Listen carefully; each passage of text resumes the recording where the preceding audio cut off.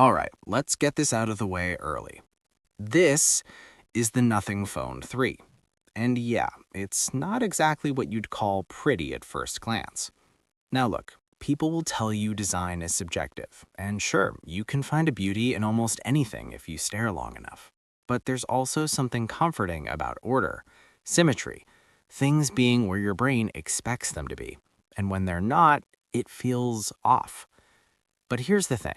Almost every smartphone today looks like the same slab of glass. Same shape, same camera bump, same vibes.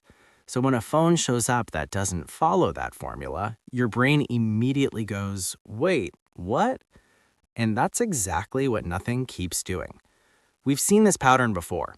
Every time Nothing launches something new, the internet collectively hates the design for about 6 weeks.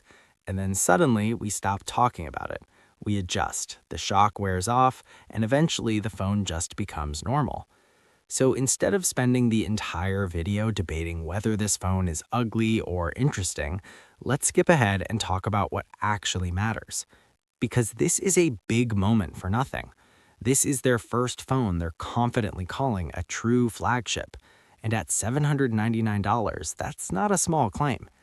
At this price, you're standing right next to phones like the Galaxy S series, the Pixel lineup, and just under the iPhone. These are companies with massive budgets, deep R&D, and years of refinement. And when you charge flagship money, there's an unspoken expectation. You're supposed to give people the best. And after using this phone for the past week, I don't fully buy the flagship label. Now, don't get me wrong, this is easily the most premium phone Nothing has ever made. It's huge. The display is bright, smooth, and gorgeous. The battery is massive. The build quality feels solid. On paper, it looks like it belongs in this category. But once you dig just beneath the surface, you start to see the same strategy Nothing has always used. They cut just a little bit from the top. The processor is fast, very fast, but it's not the fastest. The display is beautiful, but not the most efficient tech available. The cameras are good, sometimes really good, but not class-leading. And individually, none of these things are deal breakers, but together they tell a story. The Snapdragon chip inside is smooth, responsive, and powerful enough for almost anyone. In daily use, this phone flies. Apps open instantly, animations are clean, and performance feels premium. But technically speaking, it's still a step below the absolute best chip you can get right now. Will most people notice? Probably not. Does it matter for heavy gaming or extreme workloads? A little.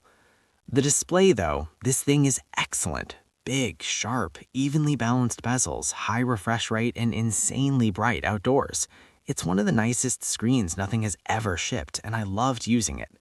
But again, it's not using the most premium display tech available, and while that barely affects day-to-day experience, it does hint at slightly lower efficiency. Luckily, the battery more than makes up for it. This is easily one of the strongest parts of the phone. 2-day battery life is realistic here. Fast charging, wireless charging, reverse charging. It checks all the boxes. No complaints. Now let's talk cameras. Triple 50-megapixel setup sounds flagship, and in many ways it is. The photos are good, sometimes very good. The ultra-wide and selfie cameras are surprisingly consistent, and the telephoto delivers some impressive close-ups.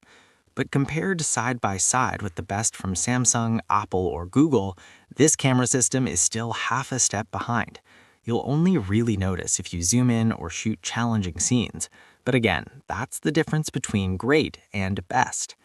And honestly, that sums up this entire phone. Everything here is almost flagship. Which brings us to the design and the glyphs. The old glowing glyph lights are gone. In their place is this small pixel display on the back.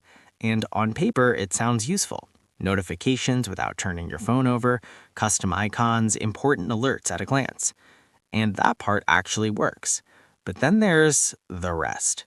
Games, gimmicks, little demos that are fun once or twice and then mostly forgotten. Cool ideas, but not something most people will rely on daily. Still, Nothing deserves credit for trying something different, because where this phone truly shines is the software. Nothing OS is clean, smooth, and thoughtfully designed. Animations feel refined. Features are optional, not forced. The experience feels premium than the spec sheet suggests, and that's been Nothing's secret sauce from the beginning. So at the end of the day, what is the Nothing Phone 3? It's not the phone you buy if you want the absolute best camera, the fastest chip, or the most advanced display. It's the phone you buy if you care about design, software experience, and owning something that doesn't look like every other phone on the table. Most phones today are crabs. This one, though, it's a lobster. And honestly, some people are going to love that.